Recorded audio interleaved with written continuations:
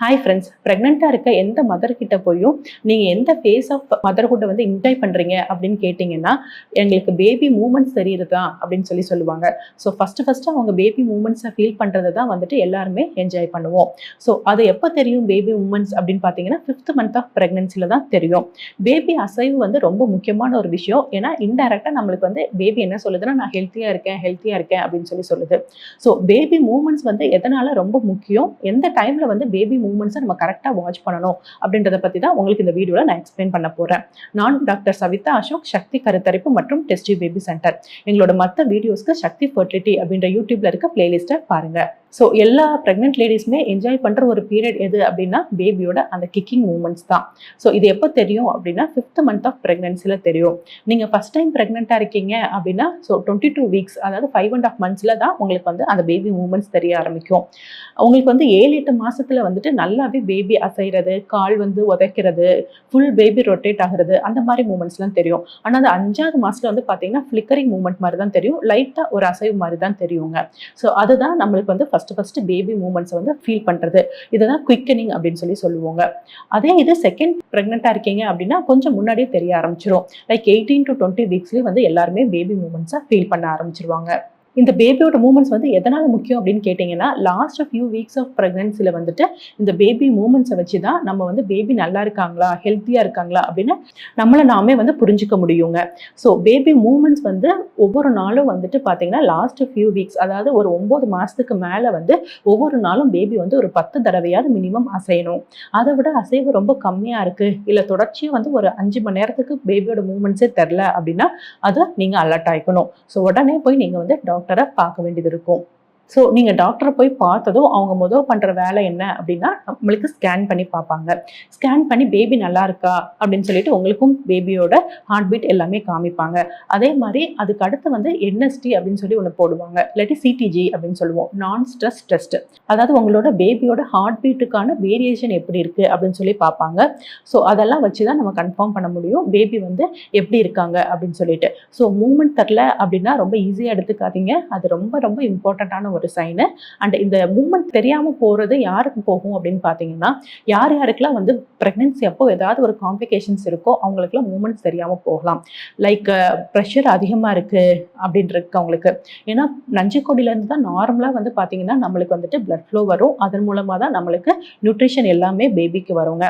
So water லெவலும் அதன் மூலமாக தான் பேபிக்கு வரும். ஸோ பேபி வந்து பார்த்தீங்கன்னா வாட்டர் லெவல் நல்லா இருக்கணும் அப்படின்னா நஞ்சுக்கொடியோட பிளட் ஃப்ளோவும் ரொம்ப முக்கியம். அதே இது வந்து பார்த்தீங்கன்னா ப்ரெஷர் ரொம்ப இருக்கவங்களுக்கு சீராக வந்து இந்த ரத்தம் ஓட்டம் இருக்காது. ஸோ டாக்டர்ஸ் வந்து உங்களுக்கு அதுக்கேற்ற மாதிரி டேப்லெட்ஸ் எல்லாம் கொடுத்துருப்பாங்க பிளட் ஃப்ளோவை நல்லா இன்க்ரீஸ் பண்ணுறதுக்கு. ஸோ அந்த மாதிரி கரெக்டாக டேப்லெட் சாப்பிடல அப்படின்னா நம்மளுக்கு தண்ணி அளவு கம்மியாயிரும். ஸோ அப்படி இருக்கும்போது நம்மளுக்கு பேபியோட மூமெண்ட்ஸ் வந்து கரெக்டாக தெரியாது.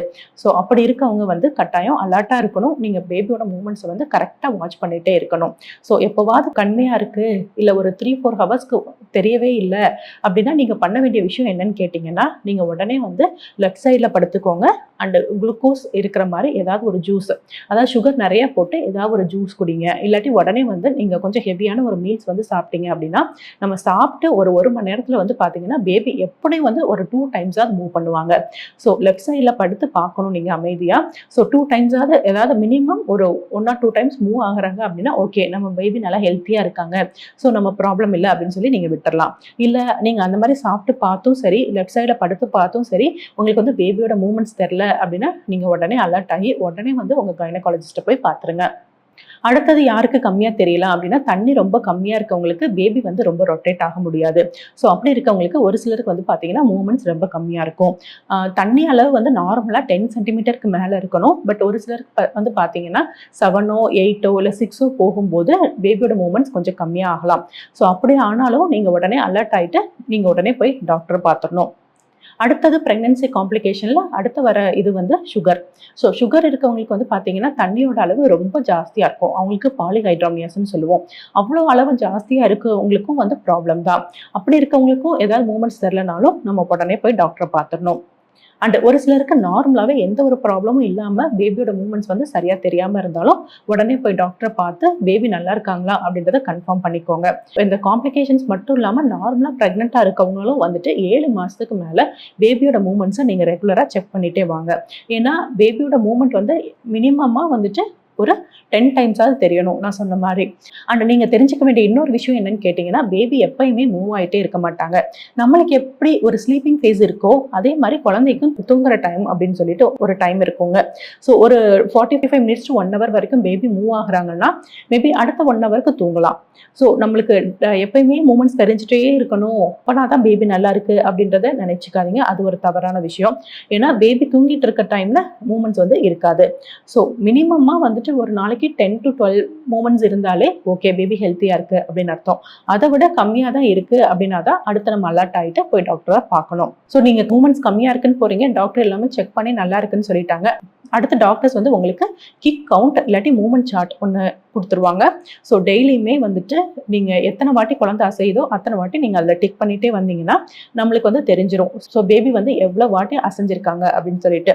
இல்லாட்டி முன்னாடி காலத்துலலாம் ஒரு நூல் மாதிரி ஒன்று கொடுத்துருவாங்க, அதில் வந்துட்டு முடிச்சு போட்டுட்டே வாங்க அப்படின்னு சொல்லுவாங்க.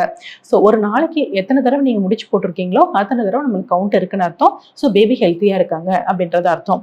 ஸோ ஒன்ஸ் நீங்கள் டாக்டர் கிட்ட போயிட்டு வந்து பேபி நல்லா இருக்காங்க அப்படின்ன உடனே நீங்கள் இந்த மாதிரி மெத்தட்ல கூட நீங்கள் ஃபாலோ பண்ணிக்கலாம். ஸோ டெய்லி வந்து நம்ம பேபி எத்தனை தடவை அசைறாங்க அப்படின்றத நீங்களே வீட்டில் வந்துட்டு சின்னதாக ஒரு கால்குலேட் பண்ணி பார்த்தீங்கனாலே உங்களுக்கே ஓகே நம்ம பேபி ஹெல்த்தியாக இருக்காங்க அப்படின்றது நம்மளுக்கு தெரிஞ்சிடும்.